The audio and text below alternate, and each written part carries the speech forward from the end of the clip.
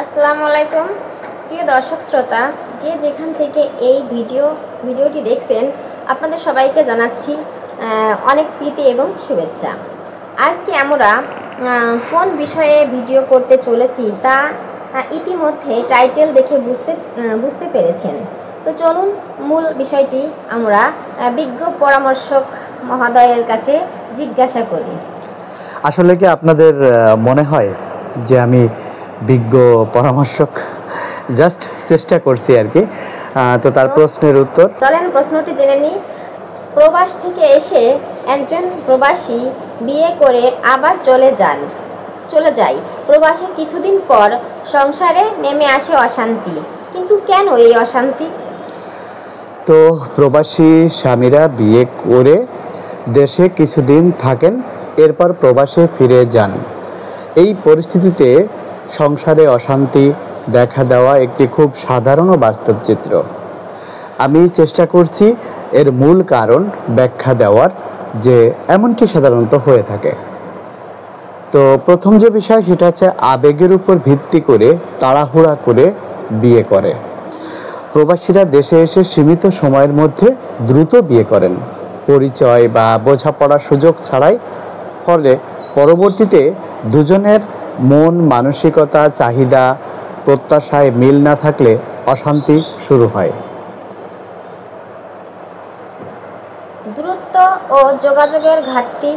হ্যাঁ, এই ক্ষেত্রে কিন্তু অত্যন্ত গুরুত্বপূর্ণ একটি বিষয়, সেটা হচ্ছে প্রবাসে গিয়ে অনেক সময় নিয়মিত যোগাযোগ না হওয়া, অবহেলা বোধ বা স্ত্রীর মনোযোগের চাহিদা পূরণ না হওয়ায় সম্পর্কের দুর্বলতা তৈরি হয়। সন্দেহ ও নিরাপত্তাহীনতা। এটা কিন্তু অত্যন্ত গুরুত্বপূর্ণ।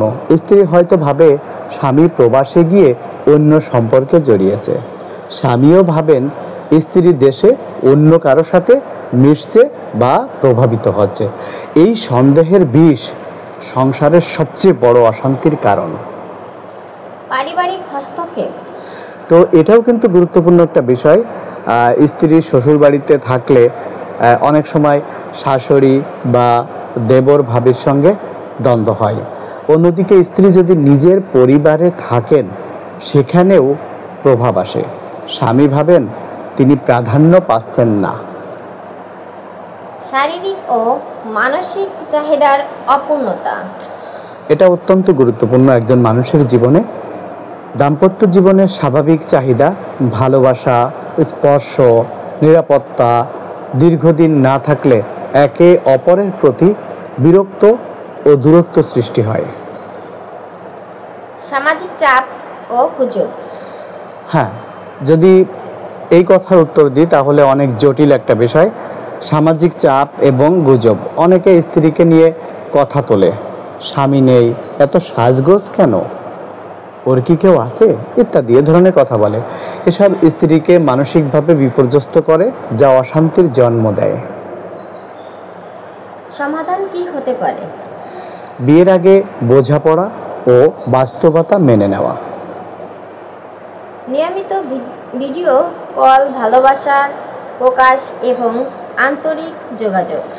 স্ত্রীর মানসিক নিরাপত্তা নিশ্চিত করা, বিশ্বাস ও সম্মান দিয়ে। পারিবারিক হস্তক্ষেপ কমানো এবং নিজেদের মধ্যকার বিষয় নিজেদেরই মধ্যে রাখা। প্রয়োজনে অনলাইন দাম্পত্য কাউন্সেলিং বা আলাপের ব্যবস্থা করা। তো বন্ধুরা, আমরা ভিডিওর একদম শেষ প্রান্তে চলে এসেছি।